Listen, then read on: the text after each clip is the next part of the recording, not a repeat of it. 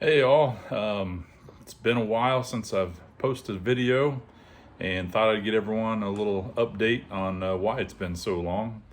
So you can see behind me here, I got the car somewhat dusted off. It's not been started or messed with for, I don't know, 4 or 5 weeks probably. And you can see I got the door open. It's a nice morning so far. We've had a lot of rain lately, so haven't even had too much sun for a few weeks now, it seems like. And it's the Friday I got off for a 4-day weekend for Memorial Day. And I do actually plan on messing with the car a little bit, get it for a drive. And I think this Sunday will be the first car show I take it to this year. I've missed a couple of them here lately, unfortunately. I've been waiting all winter.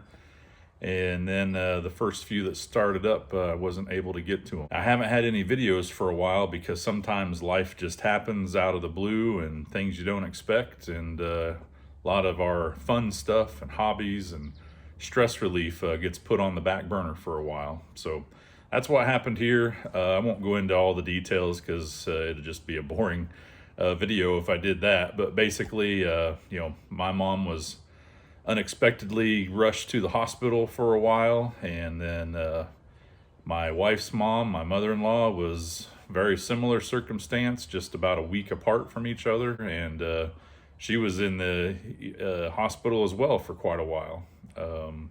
During that time, work had to figure it out, and kid, and 2 moms in 2 cities in a different state away from where we live now. Just all that kind of stuff. Eventually, things started to get in a better situation for their health. But then I hurt my knee again. I had surgery on it a couple of years ago, and then I aggravated it. It's been a slow recovery for that. So finally, it's starting to get better, and life's starting to feel a little more back to normal. So I'm going to add in a little bit here of some projects that I can go ahead and get started on now. Anyway, I hope everyone has a great holiday weekend, and I will be back soon. Thanks all. Since I've got a 92 interior, including the dash and the center console, but I have my 87 style column shroud because of the steering wheel I used. In order to take this bolster panel off and get to my fuse box, I've got to take this whole thing off. Whereas if it was really an 87 style dash, I would just have a little panel, little door that you can pop off separate from the rest of this, which I like that. Get rid of that glare there. I like that idea, that concept, to have quick, easy access to the fuse box. So I took 3 screws off of the bottom of this panel, and now I just got to pull it straight out towards the inside. Hopefully I don't break it. There we go. And then you can get access to the fuse box that way. And I picked up one of these fuse films here. Basically just a decal, and it is for an 87 model year. Basically, I just want to put that on the inside of this. Yes, I could always look it up off my phone. Yes, I've done that many times before, but I just like the idea of having this quick and easy access. Whenever I'm tinkering around or messing with something on the fuses, I'll know exactly which one is what. So now I just got to figure out exactly where I want it and clean this up real well with some alcohol before I put it on. All right, you can see I've got a little bit of an alcohol spot right there that's drying. I just wiped that area down, and we'll just peel this off and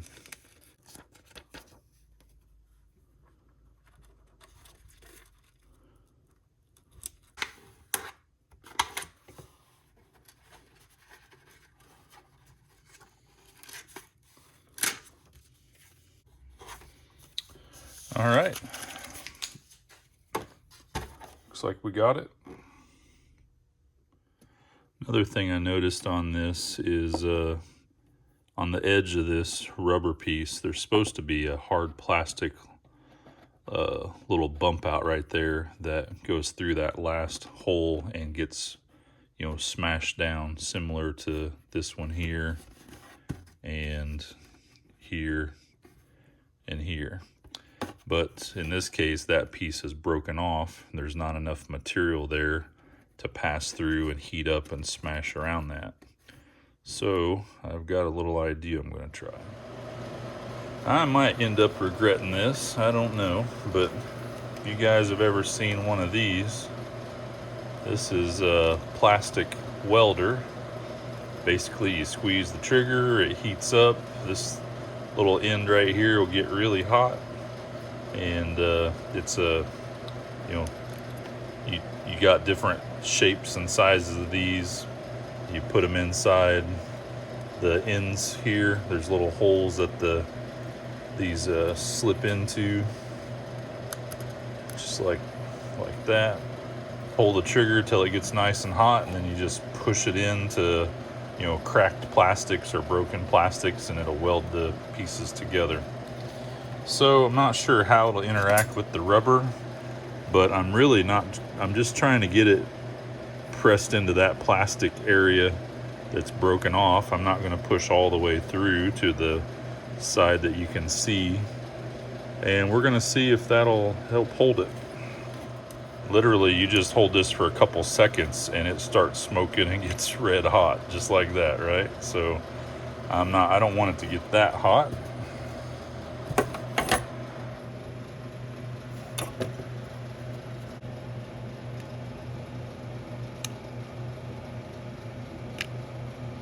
Let it cool, and then it pops out just like that.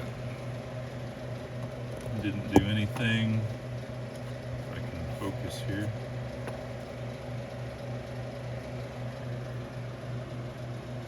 And then you just take these little pliers, snips that come with the kit.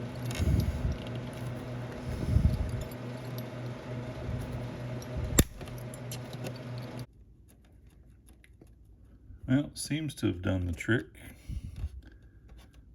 It's not pulling off of there. And it didn't do anything to the outside. All right, well, finally back at it again. I'm trying to wrap up this rear trunk project. If you followed my last videos on this, you'll know that I've, you know, made this particle board cover that goes over the spare tire area. I've got the multi-layer foam in here we cut out to hold various tools and things for the road. Got my sub in there that's going to be hidden, and I'm trying to figure out a way to keep this down when I don't have my T-tops or anything in the back holding it down in place, because I've got these struts in there that want to raise up. So I was talking about this in one of my last videos, that I was still trying to figure out a way to keep it down latched, and Sleazy's Garage made a comment, thought it was a really good idea about magnets, and have magnets hold this down to the sheet metal of the hatch.